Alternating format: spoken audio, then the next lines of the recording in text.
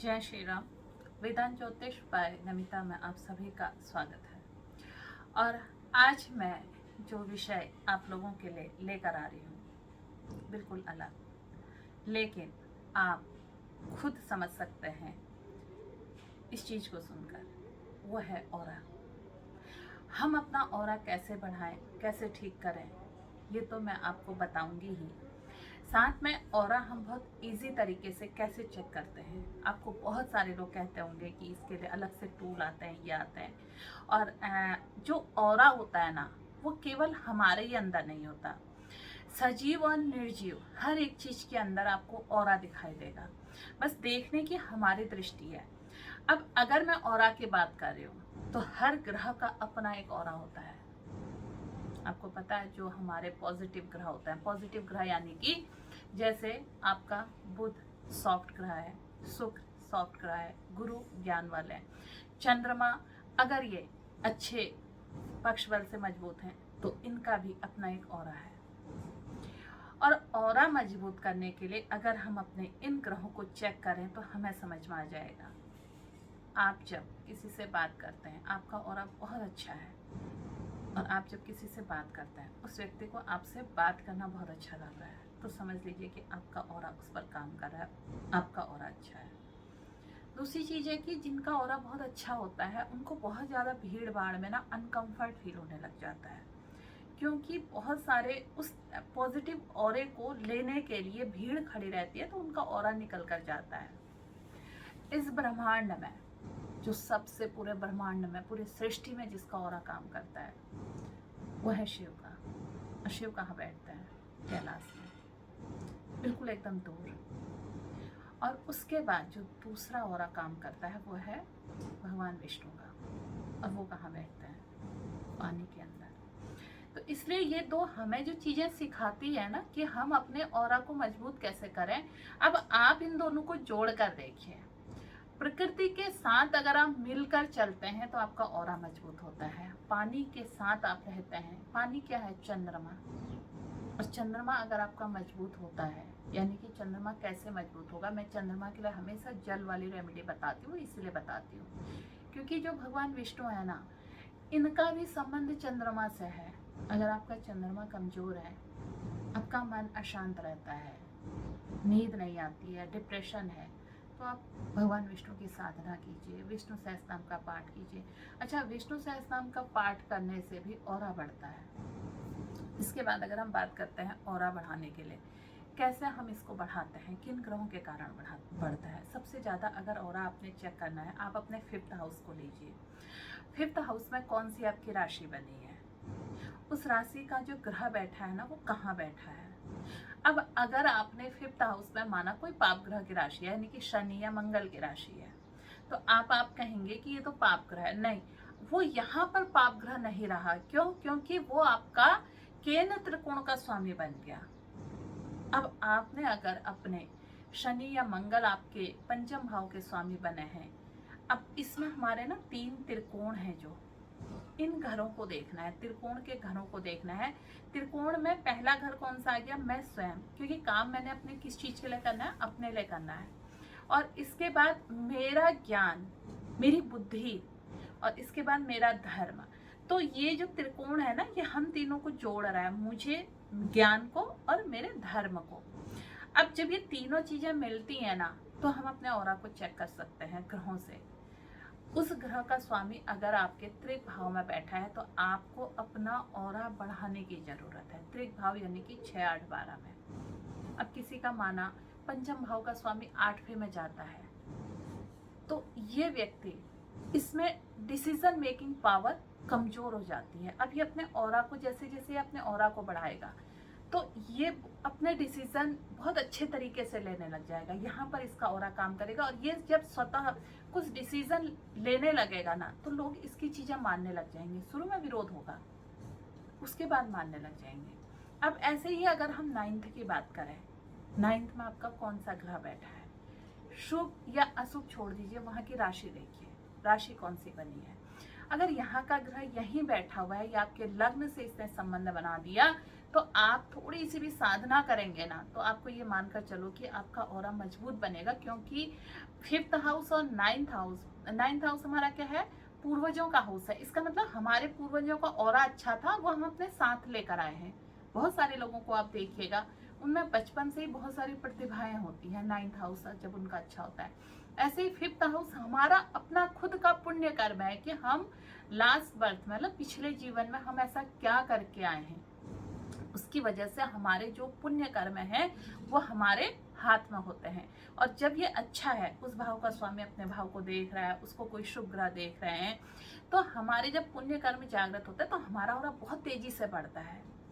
अब हम इसे प्रकृति के साथ कैसे जोड़ें? जितने भी हमारे जो धार्मिक पेड़ हैं, जैसे तुलसी का पेड़, नीम का पेड़, पीपल का पेड़, बरगद का पेड़, इन सब में ऑरा बहुत अच्छा होता है। इसके अलावा मैं आपको एक चीज बताऊं जिसमें सबसे ज्यादा ऑरा होता है, वो होता है कमल के फूल में। और कमल के फूल का जो नक्षत्र है वो है अनुराधा नक्षत्र, और अनुराधा नक्षत्र शनि का नक्षत्र है। तो जो लोग भी इस नक्षत्र में पैदा होते हैं उनका ऑरा तो मजबूत होता ही होता है। आप अभी वर्तमान में जैसे सबसे ज्यादा हमारे हाथ में यूज क्या होता है, मोबाइल है ना, आप केवल चित्र भी देखते हैं ना इसका, तो भी आपका ऑरा अच्छा होता है। आप ड्रॉ कीजिए आपका ऑरा, आप कमल के फूल को ड्रॉ कीजिए, आपका ऑरा अच्छा हो जाएगा। ऑरा चेक करने के लिए हम जब ऑरा चेक करते हैं तो आप दोनों हाथों को यूं करके रगड़िए रगड़िए रगड़िए 10 सेकंड तक काउंटिंग करके, और उसके बाद फिर अपने हाथ इतने डिस्टेंस पे ले जाइए। ये हाथ यहाँ से ना खींचते हैं, एक दूसरे को खींचते हैं और ऐसा लगता है भारीपन आता है, अंगुलियां खुलनी नहीं चाहिए। हमने यूं किया और इसके बाद अपना ऑरा हमने चेक करना है, तो इन हाथों को इतने डिस्टेंस पर ले जाके देखिए। दूसरी चीज, हम सबसे ज्यादा हमें कैसी चीजें प्रभावित करती है, अगर कोई अपने जीवन में बहुत खुश है, आपको पता है किसके जीवन में बहुत ज्यादा कष्ट है, लेकिन कोई व्यक्ति आपको सदा हंसता मुस्कुराता खिलखिलाता हुआ दिखता है, तो आप उसके साथ बैठिए, आपका ऑरा पॉजिटिव हो जाएगा। क्योंकि उस व्यक्ति का ऑरा बहुत पॉजिटिव है। बहुत सारे संत साधु महात्मा ये लोग होते हैं, पर कई सारे बहुत खुश होते हैं, उनके चेहरे से बहुत दिव्य तेज निकलता है, तो उनका ऑरा उतना पॉजिटिव होता है। और कई लोग बिल्कुल ऐसा लगता है कि जैसे इन्हें पता नहीं कितना मार रखा होगा, तो इसका मतलब उनमें उस चीज की कमी है, उस तत्व की कमी है। हमारे ग्रहों का भी रंग होता है ना, ऐसे ही ऑरा का भी रंग होता है। आप किसी समय देखना चाहेंगे ना, हल्की सी लाइट डिम कीजिए, डिम लाइट में अपने इन फिंगर्स को ऐसे करके मिलाइए और उस लाइट में इन हाथों को फिर देखिए और एक ध्यान को स्थिर कीजिए एक जगह पर, तो आपको अलग अलग कलर्स दिखाई देंगे। ये ऑरा है, इससे पता लगता है। अच्छा, जितना आपका साधना बल बढ़ेगा, जितना ज़्यादा तेज होगा, आपका ऑरा उतने किलोमीटर्स पर काम करेगा। शुरू में धीरे धीरे धीरे धीरे बढ़ता है। आप जितने भी महापुरुष देखे ना, उनके ऑरे के बारे में पढ़िए, बहुत ज़बरदस्त ऑरा था उनका। ये क्यों आता है?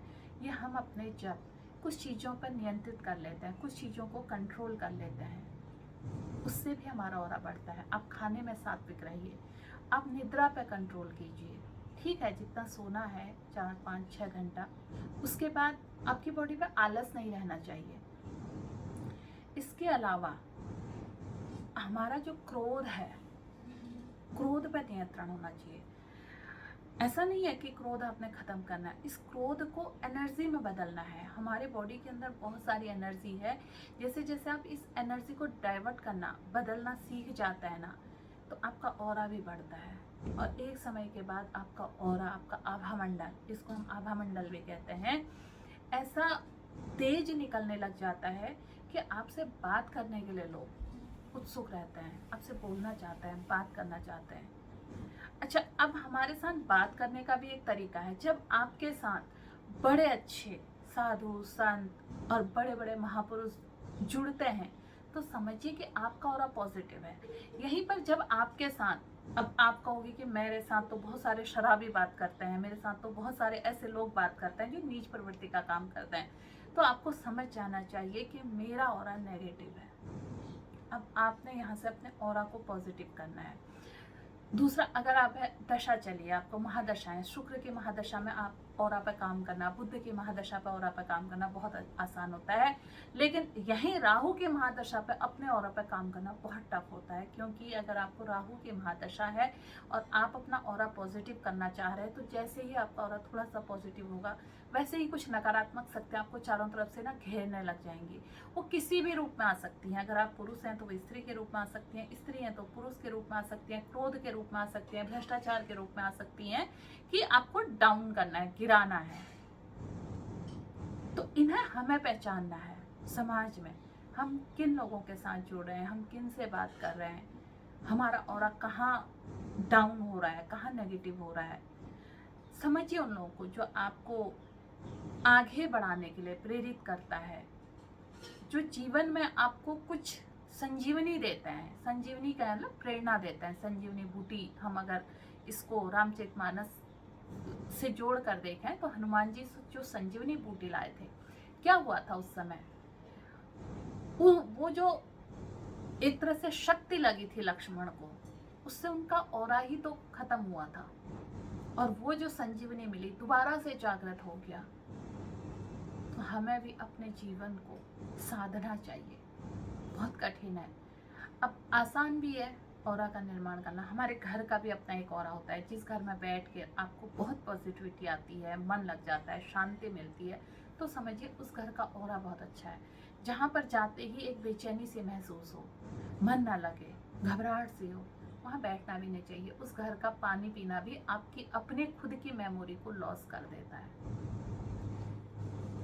बताइए नहीं, अगर हम कई चीज़ें ऐसा बताने लग जाते हैं और हमारे बताने से किसी को तकलीफ होती है, तो उससे भी हमारा ऑरा खराब होता है।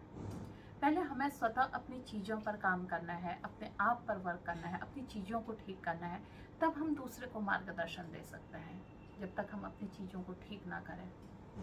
मैं आज ऑरे पे इसलिए बात कर रही हूँ, जो अगर आपको ऑरा और अच्छा करना है ना, एक बालपन बच्चों में, अब बच्चों का ऑरा बहुत अच्छा होता है।